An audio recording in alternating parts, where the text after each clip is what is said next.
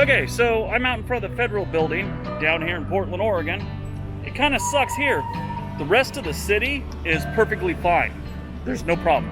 I just drove through it. I'll show the video right here. All right, so we start our little tour on Burnside, just coming into the Pearl District to the left there. This 405 freeway we're crossing. Right there to the right is McMiniman's Crystal Ballroom. Great place to see live music. Love that place. It's so neat.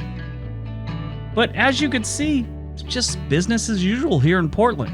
Sure, not as many people on the streets because of the whole COVID-19 thing, but it's normal. To the left here, you have Powell's Books. If you've never been there, definitely go see Powell's. It's like 4 stories of a bookstore. I mean, they hardly have bookstores anymore, and this one's huge. But yeah, business as usual. I make this video because I've been getting a lot of friends and family ask me if I'm safe here in Portland, you know, with all the stuff going on. Yeah, perfectly safe. I live in the suburbs. I'm not downtown Portland, and all this stuff is just happening in a few block area. Sure, you got things like the mall here with boarded up windows. Not a big deal. Understandable. What's going on? They're a couple blocks from all the chaos. Sure, graffiti. That shouldn't be there to the left. Yard House, great place to get a beer. See, everything looks normal, little vacant, no big deal. To the left here, that's just construction stuff. That's not police putting up barriers or anything like that. Now this is the Portland building. That one's got some boarded up windows too. Understandable what's going on. But as you can see, it's pretty much fine. Nothing really weird going on there.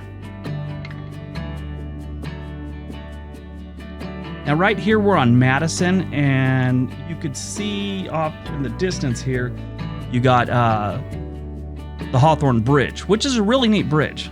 Right here I had to merge, and people don't let you merge here. Now here's where the chaos is. To the right there you have the federal building. We just passed it.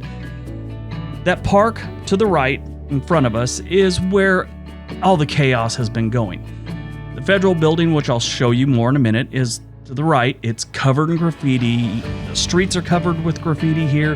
They had to take out the elk that's in that little island there in the middle of the road. But it's just the federal building and this park.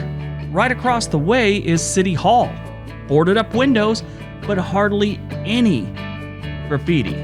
You know, you see what's going on at the federal building, and you could kind of tell that this is just directed at the federal government. Not the local government, not the state government, just the feds.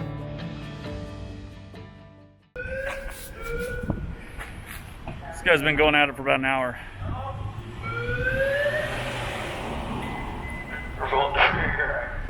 I don't think he's protesting as much as he's coming off something.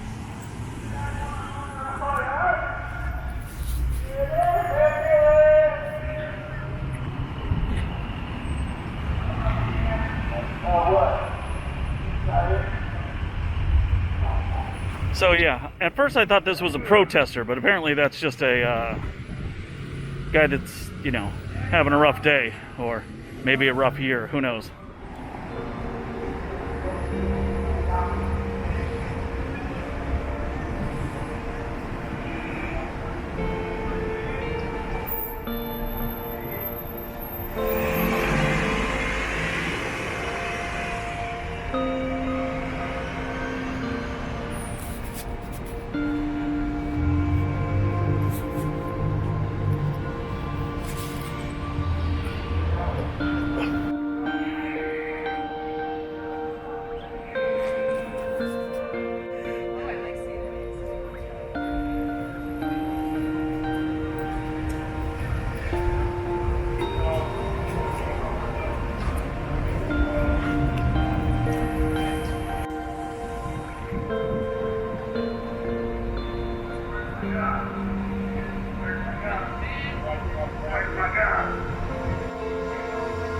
So, as you can see, pretty much all the anger is directed towards the federal building, because right over here, buildings are pretty much untouched. That actually looks like graffiti over there. It's not. It looks like the Pioneer got a new coat of paint. If you guys hear me heavy breathing, this mask sucks to walk around in. I apologize. I didn't know the federal building was that tall.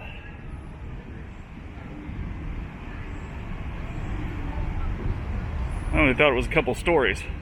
I didn't know it had a whole another attachment on the top of there.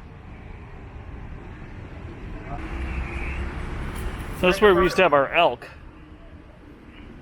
Now there's a piñata. Not even the don't walk signs are safe from graffiti. AT&T store's boarded up. I don't think that has to do with the protest. I think it's the fact that everyone hates AT&T.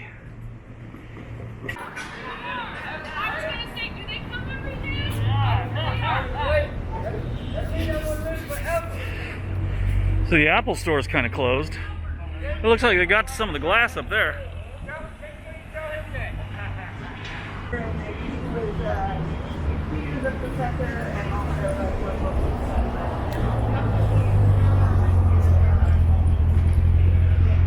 Apparently Racer X is in town. If you guys remember Speed Racer.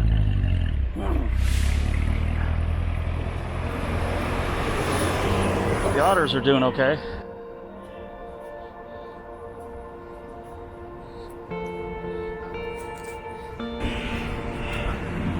Mama Bear and the Cubs are doing okay too. That's a plus. This is the Pioneer Courthouse. Okay, so this is Oregon's like their courthouse thing. Not a lot of damage to it. A couple different things. It is just, everything is focused on the federal building. Obviously, because the feds start snatching people off the street, I think they made it worse.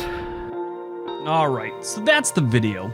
Like I said, it's only this area right here in front of us that's really bad. Pretty much the rest of Portland is business as usual. Sure, some extra graffiti, a couple busted windows, some boarded up buildings around the area. That's about it.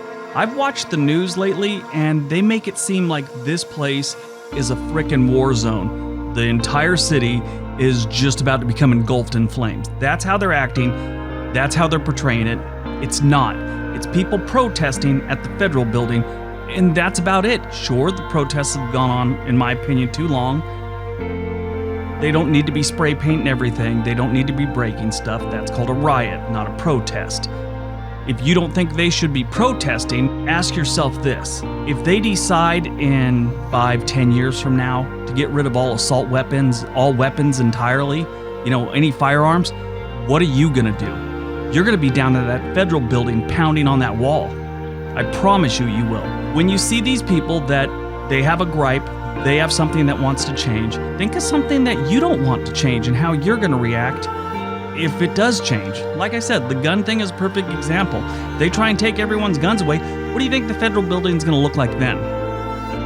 All right, everyone, I'm off my soapbox. I hope you now see that, Portland's just normal. I mean, protests, yeah, they suck. It's just normal Portland, which is always a little extra weird anyway. All right, everybody have a great day. Be nice to each other.